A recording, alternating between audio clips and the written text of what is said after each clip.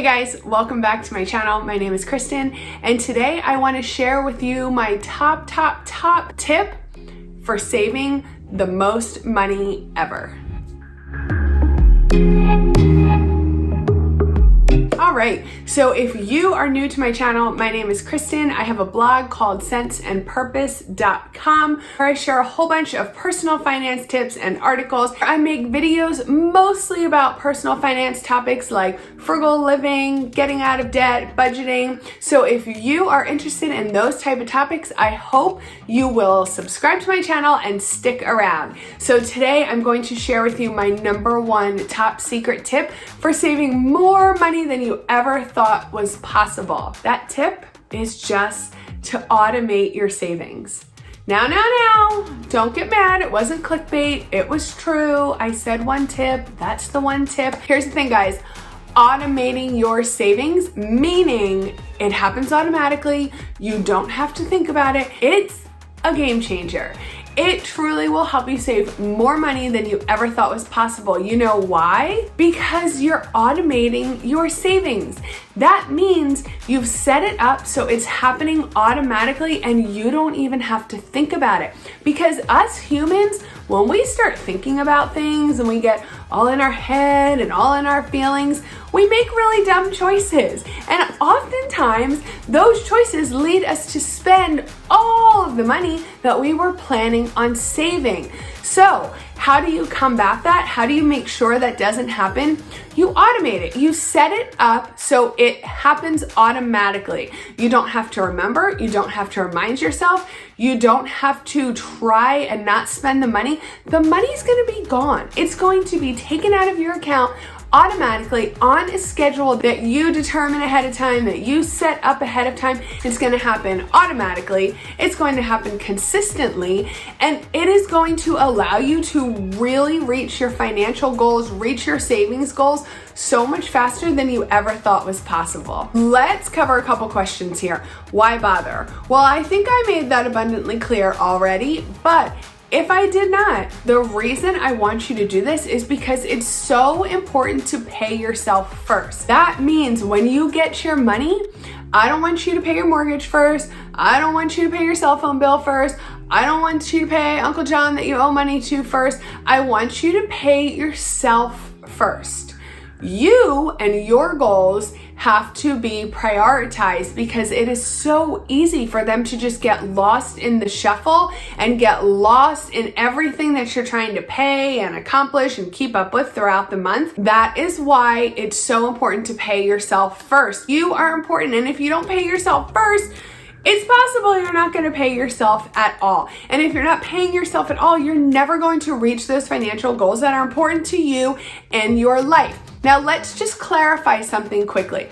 Paying yourself first doesn't necessarily have to mean you're actually saving money in a bank account. That could mean you're taking extra money to pay off your debt. That could mean you are putting money aside in sinking funds. That could mean you are saving for retirement. So all of these things could actually fall under the umbrella of paying yourself first. It's going to be different for every person. So it really depends on your specific and personal financial goals, how you're going to pay yourself first each month. Maybe you're going to do all of the above. That's cool. That's great. Just make sure that it's happening in some way, shape, or form because you and your goals are important, and I really want to see you achieve them because you are worth it. What this really comes down to is you are the boss of your money.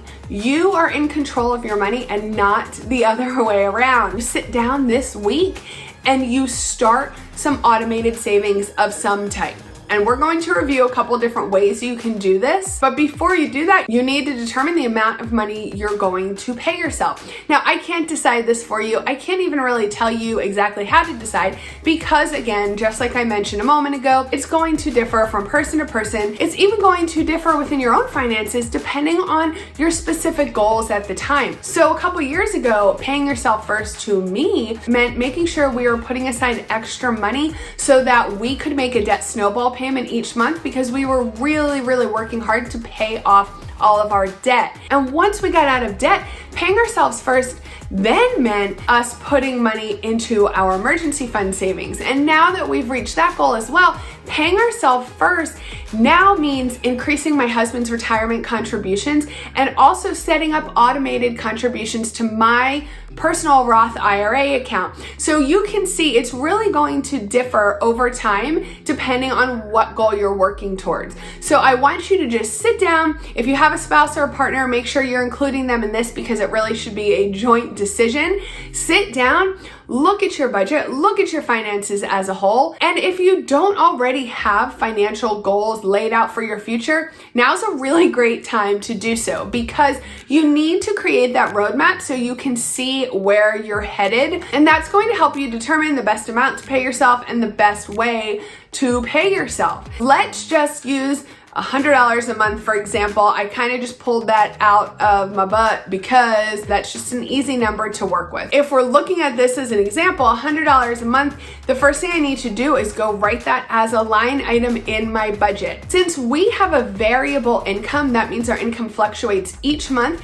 I need to make sure that this is high priority in our budget. So if we are paid substantially less one month, I'm making sure that money is still going to go towards me saving money for my retirement. It's not going to just kind of land somewhere near the end of the list as in, if we have enough money, I'll contribute it. No, that's not what we're talking about. We are talking about prioritizing that and making sure it happens. I simply went into my Roth IRA account, which is currently managed by Vanguard, and I went in where you can set up automatic contributions. Any online account should have an option where you can set up automatic deposits, automatic withdrawals, automatic contributions. So that's what you want to look for, and it allows you to put in a bank account. I went ahead and entered our main checking account because that is set up as our main hub to do all of our finances. If you guys aren't sure how to set up your bank accounts, I did this video all about the bank accounts we use and what we use them for. You can check that out after this video, and hopefully that'll help you come up with a structure that you can use to set up your different financial accounts. But all I did was go in there and set it to my main checking account. You just enter your account and routing information so it can find the account you want to use. Just double check, make sure it's coming out of the right account, and then just go ahead and set your frequency and you set the amount, and that's it. It's done.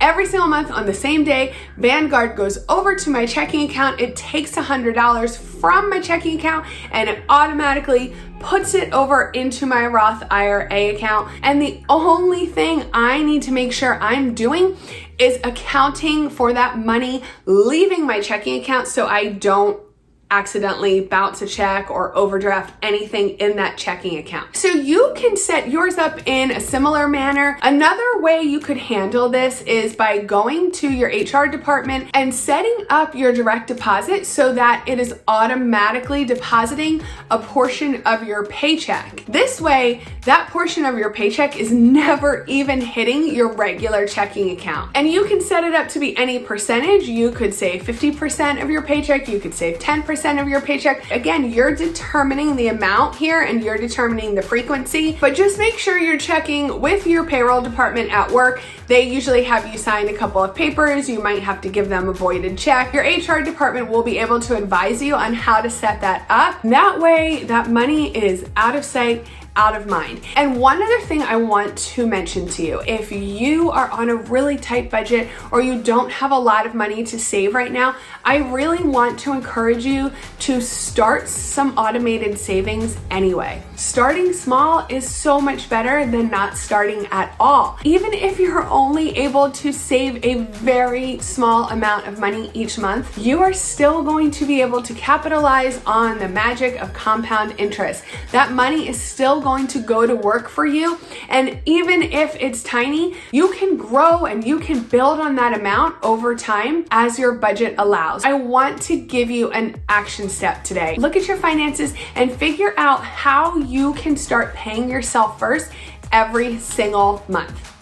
I also want you to give this video a thumbs up and subscribe to my channel while you're at it.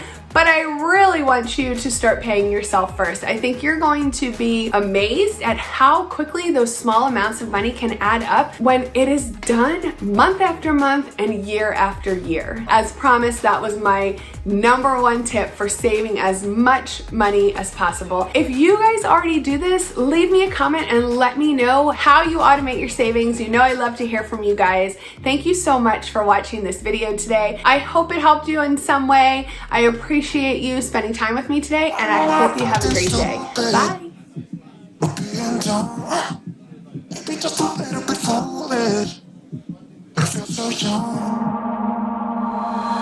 Drunk, I've never seen you clearer than now. We're flying high,